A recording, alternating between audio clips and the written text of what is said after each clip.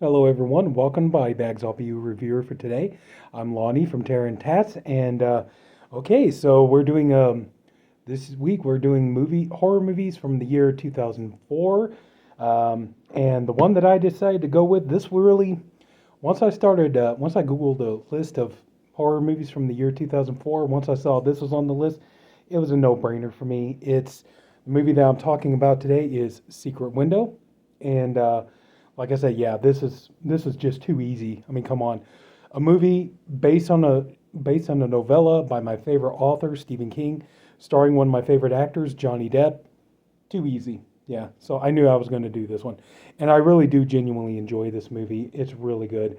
Um, I will say right off the bat, though, if you're going into this movie, unfortunately, it is a PG-13 rated film. So if you're going into this looking for lots of gore and carnage, unfortunately, you're not going to get a whole lot. But it is a good film nonetheless.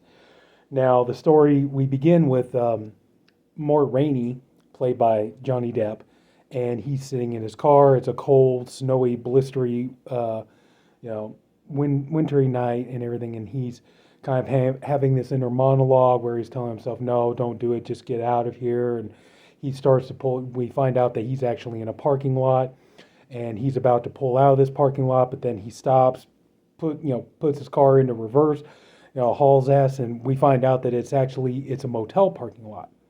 So he pulls up into the office of the motel, runs in there, gets the key, gets back into his car, or gets a room key, gets back into his car, drives over to a room, goes in, and he finds his wife Amy, played by Maria Bello, who was in Maria Bello in the bonus features on here. She admits that she is a big Stephen King fan and she loves, horror movies, suspense thrillers, and things like this. And as a Stephen King fan, she really wanted to do this, and she's really good in this movie.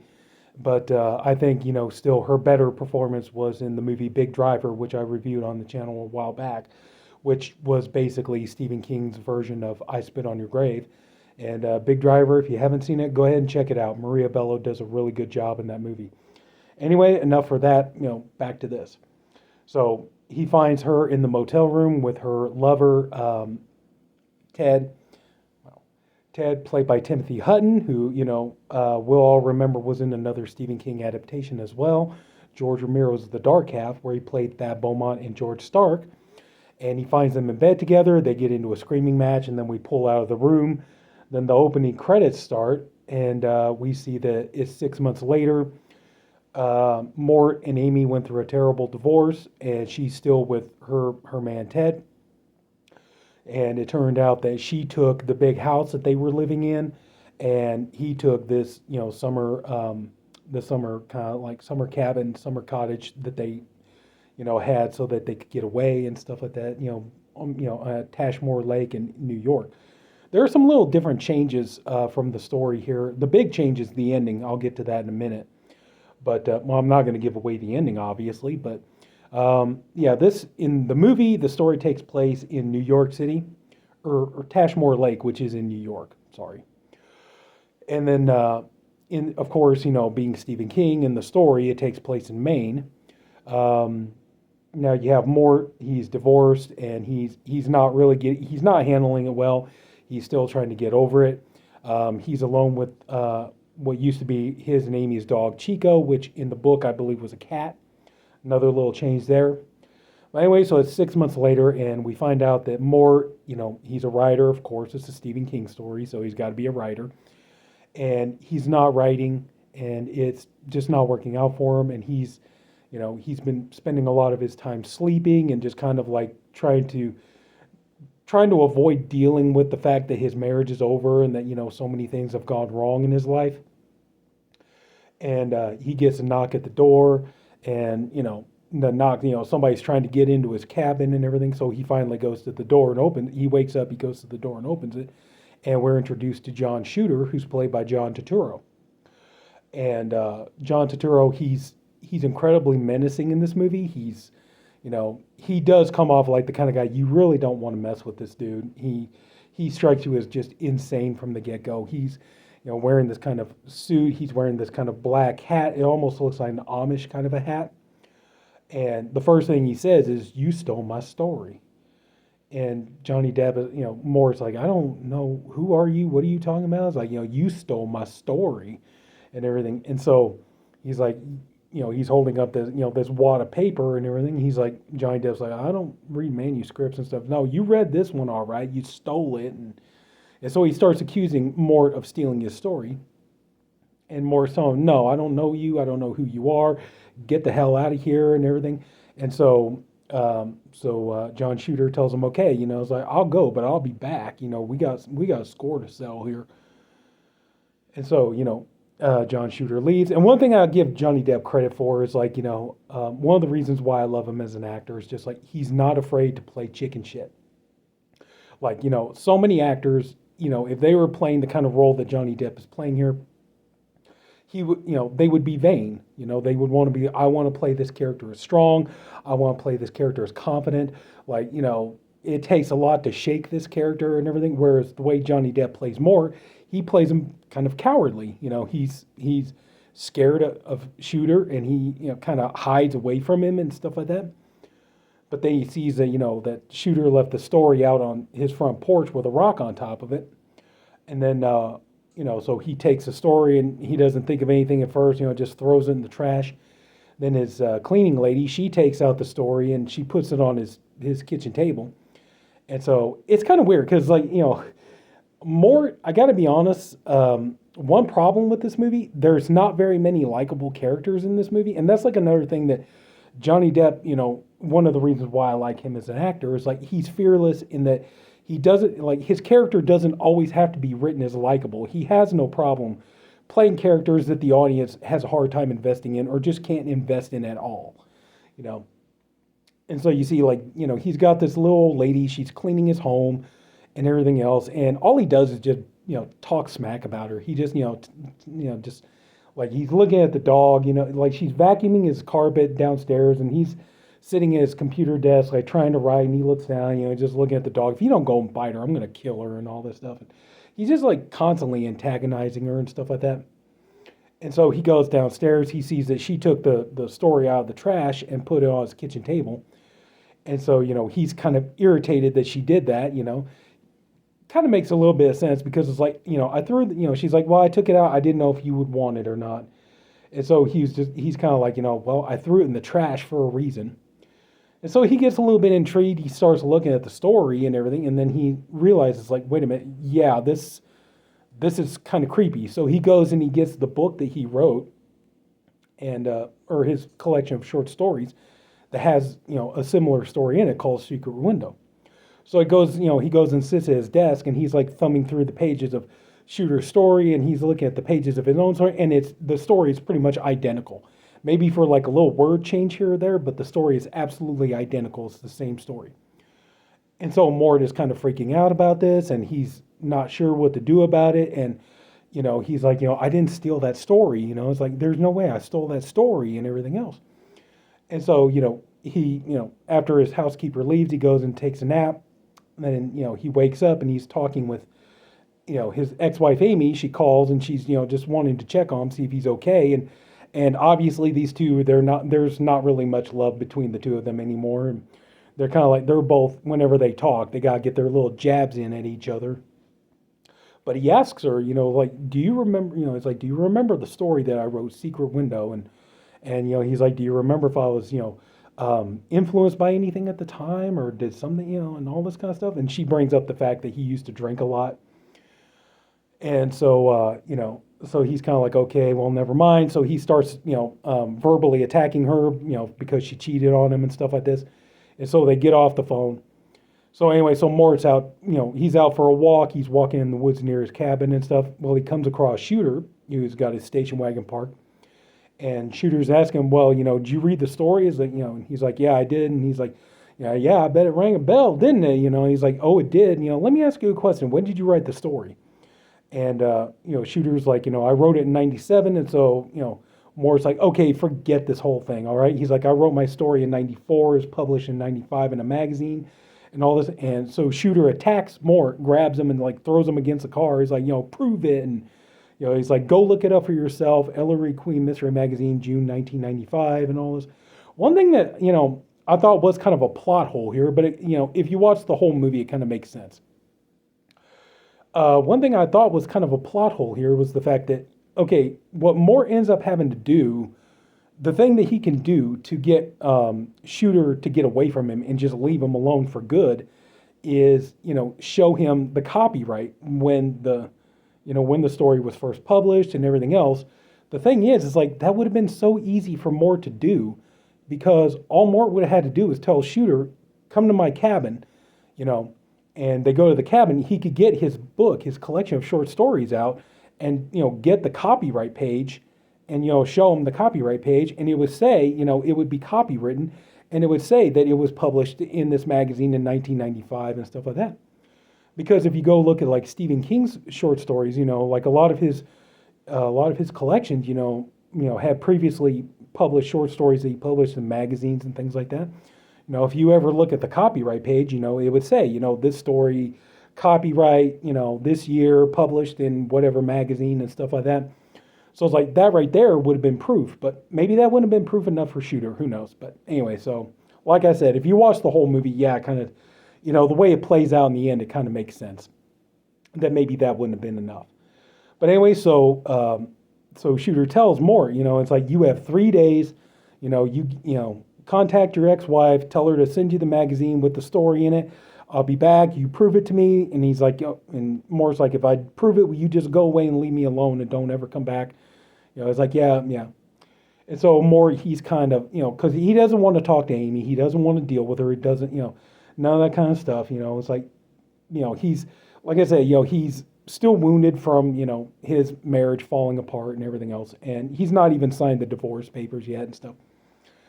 But, so he decides to take a nap, wakes up later, finds out, Shooter murdered his dog, stuck a screwdriver in the dog's head.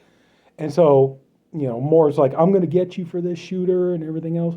And so he goes to his investigator friend, played by Charles S. Dutton, who's really good in here. I just wish there could have been more of him in the movie, but he goes to him and tells him, I need you to help me. This guy, Shooter, he's out of his mind. He killed my dog. Well, at first, Moore goes to the cops, but the cops don't want to do anything about it. So he goes to this private investigator and, asks him, can you help me out here? Because, I want to get this guy off my back and everything else and find out anything you can about him and all this stuff. And so he goes to the house where his ex-wife is at, but because he doesn't want to deal with it, he doesn't get the magazine with the story in it. Then he finds out the next morning that, Shooter ended up burning down his house, so there's no way he could get the magazine then. But then, he finds out that,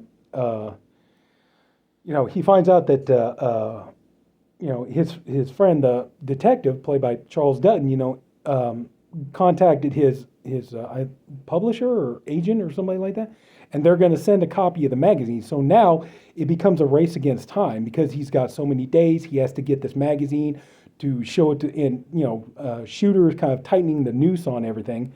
And then on top of that, they start trying to figure out, like, who really is this guy Shooter? Why is he doing what he's doing?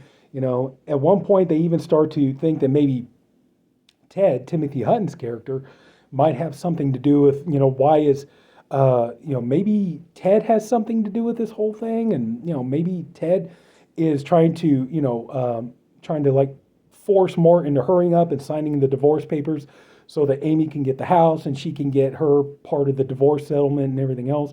And so that they could go off and do whatever they want with his money and his property and stuff like this. So they're trying to think of all these things they're, coming up. But, but the thing is, though, is like also, the more people that Moore tries to reach out to for help, the bigger the body count gets. And so, but I'm not going to tell you how it ends or anything like that. But it does, there is some surprises at the end. It doesn't exactly end the way you think it would. But I like the twist ending. It's not exactly the same as the book. The book had kind of a more kind of, I guess you would say, kind of a satisfying ending. And that's one thing, though, too, is like a big thing about this is eventually it comes to a point when Shooter shows up at Mort's house and attacks him and tells him, I can't tell what's worse, what you did. Either you stole my story or you ruined my ending. my ending was the better ending and all this stuff. And so he's telling, more. He's like, one way you could fix it is rewrite the story, but put my ending in it and put my name on it and get it published and everything else. And so, it's like, I think, like David Koepp said in his commentary on here, he's like, one of the worst things, a couple of the worst things about being a writer is when somebody accuses you of stealing a story, but even worse, they want you to do a rewrite.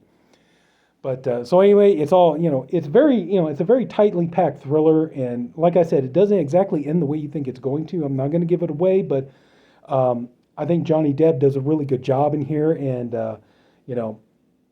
like I said, the only problem is just, the characters in this movie are really not the most sympathetic. So it's kind of hard to find a character that you can kind of put your eggs into one basket here, Timothy, it's like more, like I said, his character is kind of a scumbag. We do find out that actually that it turns out that Moore did plagiarize a writer before and stole their story and everything, and he had to settle it out of court and pay the guy what he wanted. So we find out that Moore is actually capable of, plagiarizing other people's work. And then just like, the fact that, he's being so childish about the fact that his divorce is over. It's like, dude, get on, move on with it. It's like, it hurts, it's like, I've never been married, but I've had, relationships and they ended. It's like, yeah, it hurt, but it's like, it is what it is. You got to move on, it's like, you can't sit here and let it ruin your life. But, so anyway, so yeah, just kind of Moore is kind of he's kind of a whiny character and he's just kind of a brat at times.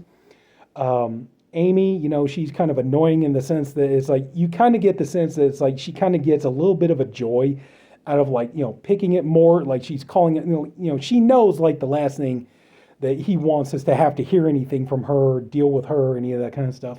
But it's like, she keeps kind of like, bothering him a lot of the time. Ted is, I like Timothy Hutton as an actor, but the character of Ted is like, he's so irritating and annoying. And, when something bad happens to him or something, you like when it happens. Just kind of like, there's just not really any redeemable characters in this movie. But, this movie is very well made. The script is beautifully written by David Koepp. It is a pretty faithful adaptation. I'd say the big change would be at the ending.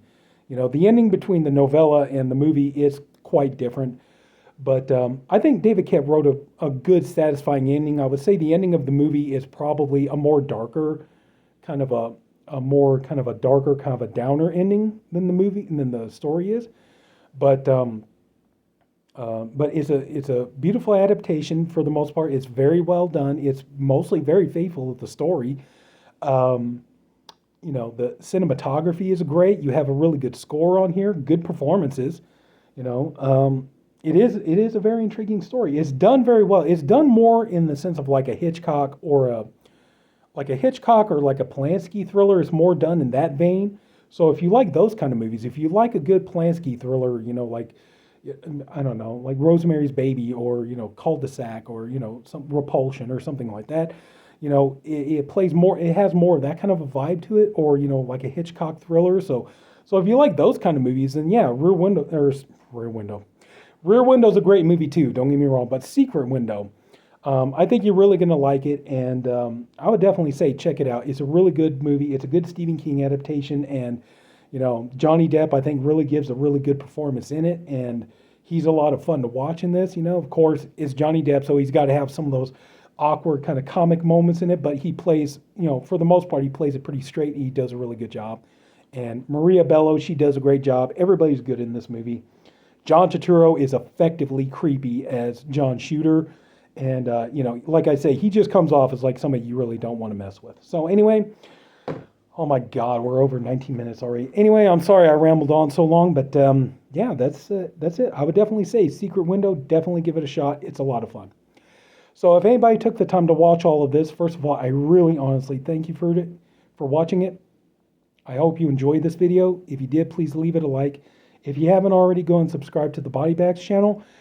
There's a different reviewer, one for every day of the week. I'm the Saturday reviewer. The rest of the guys, they all do really good stuff, good fun reviews, entertaining. And we got all kinds of fun stuff coming up. We got, label weeks coming up. We got, we're going to be doing more we're going to be picking more years of, horror films, like, uh, you know, what else is there? We got theme weeks coming up and everything else. And here in a couple of weeks, I picked, this month was my pick. So I picked Love Horror, which basically is like a horror movie where kind of like the story or the plot revolves around kind of a love story. I figured, being the month of Valentine's Day, that would just make sense. So anyway, so that's it, everybody. Take care. Have a good night, and I'll talk to you later.